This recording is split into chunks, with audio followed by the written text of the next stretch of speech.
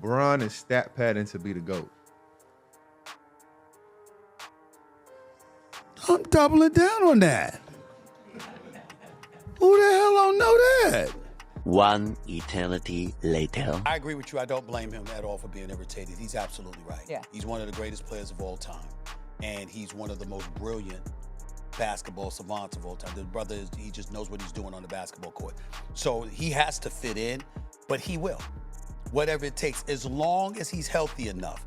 I'm not worried about LeBron James figuring out. Just make sure. I'm not worried about what he's going to do as an individual. I'm worried about how other people are going to adjust. But part of his job this year is to make sure that an Austin Reeves. Don't matter. I'm a ball player. The best thing about me and the way I've built my game over my whole life and my coaches since I was in Little League, I've never had a position. You know, Spo always just say, positionless basketball, be positionless. There's not one team, one club in the world that I can't fit in and play for. I can do everything on the floor, so whatever this team needs me to do, and more, I can do it when I'm back to myself. What if LeBron James didn't return just for one more playoff push, but for something far bigger? What if this whole season is really about building a chapter the NBA has never seen? A father passing the torch to his own son while still playing beside him. Even Carmelo and T-Mac can feel it. This isn't just basketball anymore. This is legacy in motion. Subscribe now, because once you hear what Melo and T-Mac just said, there's no going back. Because let's be honest, a LeBron-Bronny duo in Lakers colors isn't just basketball. It's a cultural event. Every highlight page pushes it, but the spotlight that lifts the story is the same spotlight that burns Bronny every time he steps on the floor. The pressure is brutal. The moment Bronny checks in, the question hits instantly. Did he earn this, or is this just LeBron's influence? If Bronny struggles, the nepotism noise gets loud. If he hesitates, the critics circle fast. But here's the part people don't want to admit. If he does rise through that pressure, if he fights through the surname, the spotlight, the expectations, then this isn't favoritism anymore. This becomes history.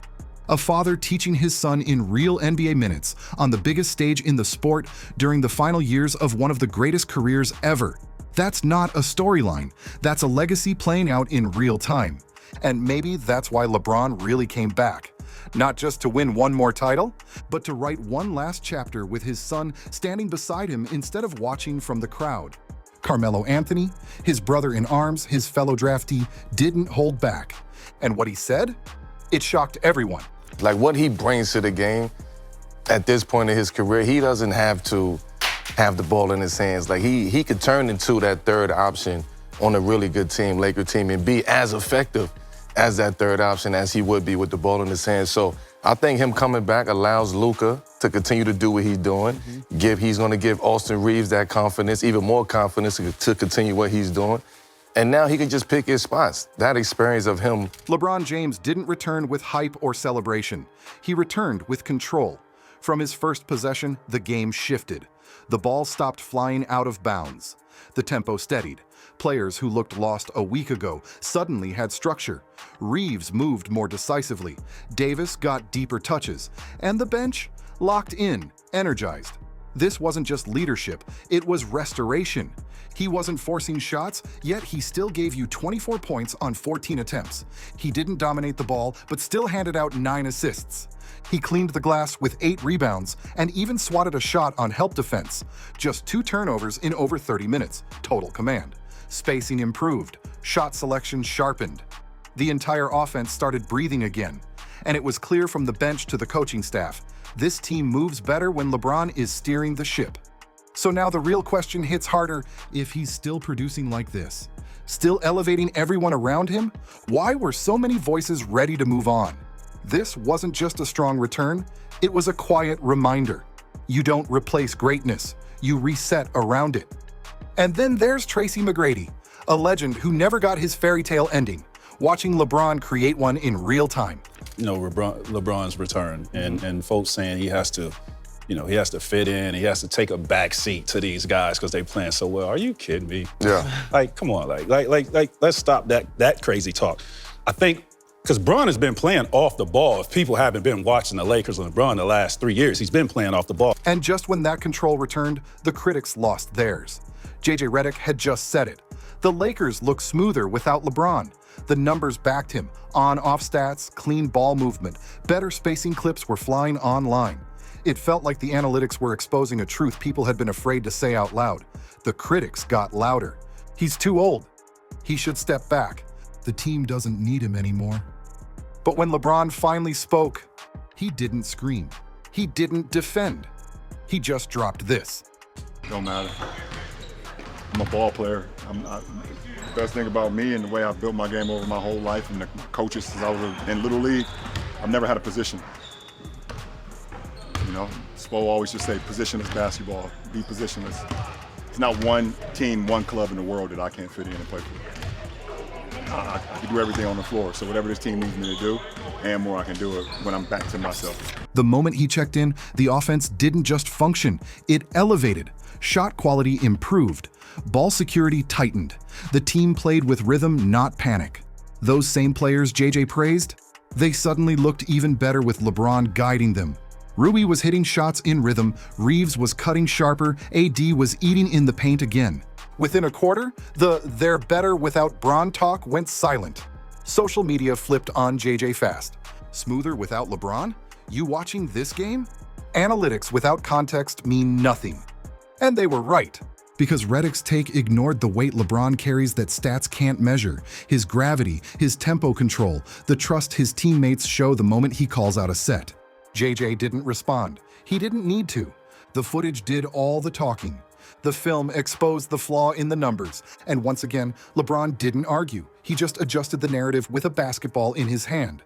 LeBron didn't clap back at JJ. He didn't need to. He just walked on the floor, reset the whole team, and let the film speak for itself. The stats debate? It's old now. Because what LeBron is really up against isn't numbers. It's a ghost. A legend. A legacy so polished, it's untouchable. While LeBron's return sparks debates about who should lead, should he fit in behind Luka or Austin, Michael Jordan never waited for a role, he hunted threats. Back in the 90s, when the media hyped Clyde Drexler as the next challenger, MJ didn't downplay it. He embraced it like a duel at high noon.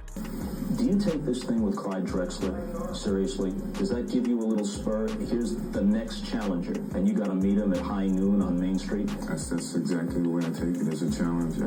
I'm a competitor, and I need something to drive me in a sense. And every game this season, I felt that someone was trying to take something away from me personally. Michael Jordan went 6-0 in the finals. No Game 7s, no collapse, no comeback needed. He left at the top untouched by time. He didn't have to play next to his son. He didn't have to earn respect in year 21. He didn't have to fight for his story while it was still being written, but LeBron does. While putting up 24-7-7 at 39, he's still being picked apart by people who worship a man who never had to age in public. He's being measured against perfection that never had to live through the internet, through hot takes, through 24/7 comparison culture. And no matter what he does, how efficient, how dominant, how historic, someone always asks, but is he Jordan yet? The truth is, Jordan got to walk away before decline touched him. LeBron, he stayed. Took the punches, took the pressure, took the blame. And still came back to lead, to win, to raise his son in front of the world under the weight of a golden statue that never had to bleed for the crown.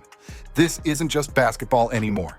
This is a man being judged while he's still bleeding, chasing a ghost that was never forced to fight this long.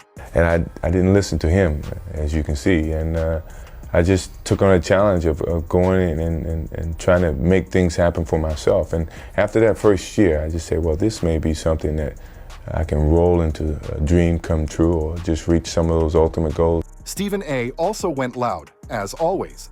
Not long ago, he was firm on air. The LeBron era is over.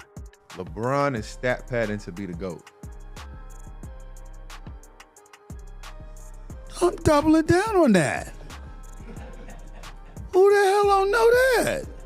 He said the Lakers had to move forward, that LeBron's presence was more weight than value. And for a moment, it felt like the narrative had shifted. Now Stephen A. was back on ESPN, practically shouting, he's still him. I admit it, I was wrong. How do you think he fits in? I agree with you. I don't blame him at all for being irritated. He's absolutely right. Yeah. He's one of the greatest players of all time.